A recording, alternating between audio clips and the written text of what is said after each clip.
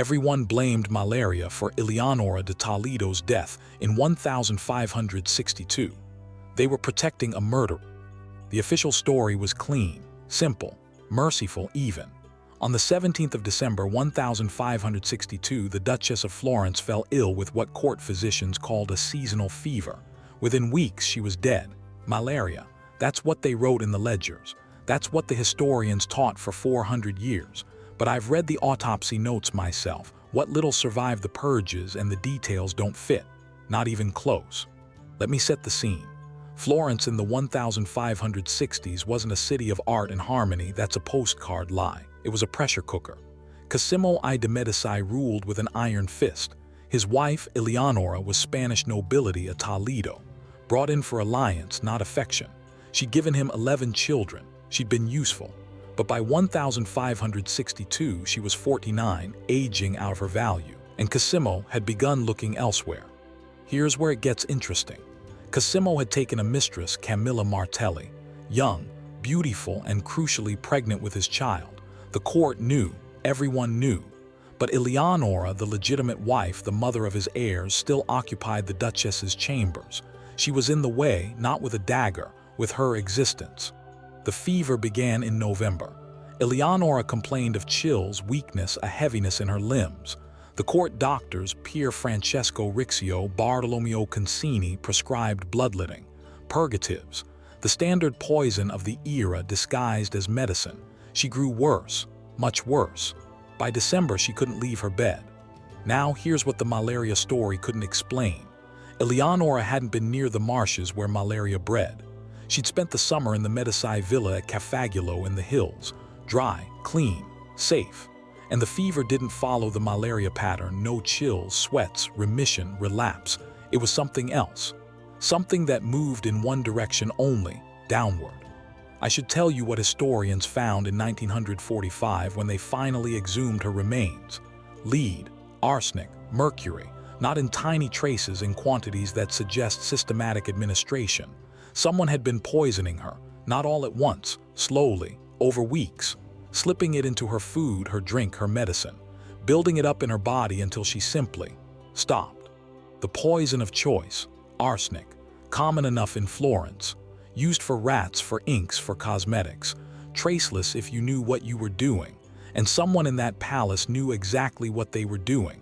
The question wasn't whether Eleonora was poisoned. The question was who wanted her dead badly enough to risk it. The court physician Riccio is the usual suspect. He had access. He was present every day. But here's what they never mention. Riccio was loyal to Cosimo.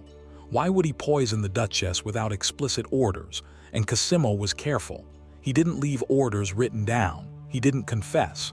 But the timeline suggests something darker. Cosimo had married Camilla Martelli the year before Eleonora died. Quietly, secretly. A morganatic marriage beneath his station but binding. He needed Eleonora gone to legitimize his new family. He needed her dead, and he needed it to look natural. Malaria was perfect, seasonal, unpredictable. No one would ask questions. But here's the real detail that haunts me. Eleonora's children, her legitimate children, the heirs, were kept away from her sick.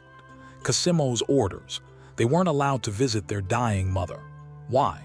Because if they'd been present, if they'd seen the symptoms, if they'd noticed the pattern, they might have asked questions. They might have suspected.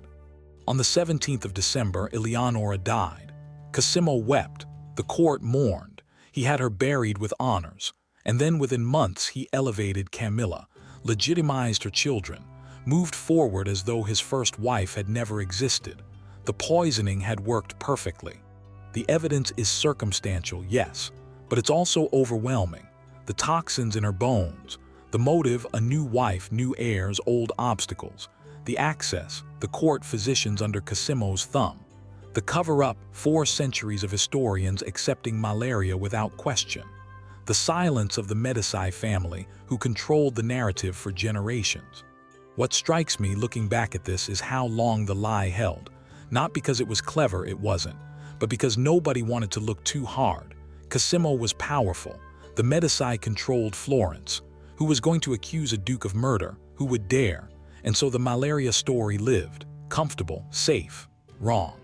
Eleonora de Toledo died a poisoned woman, and for 400 years, history let her killer walk free. Her bones held the truth the whole time. It just took science, and time, and someone willing to ask the questions the court never wanted asked, to finally hear what they were trying to tell us.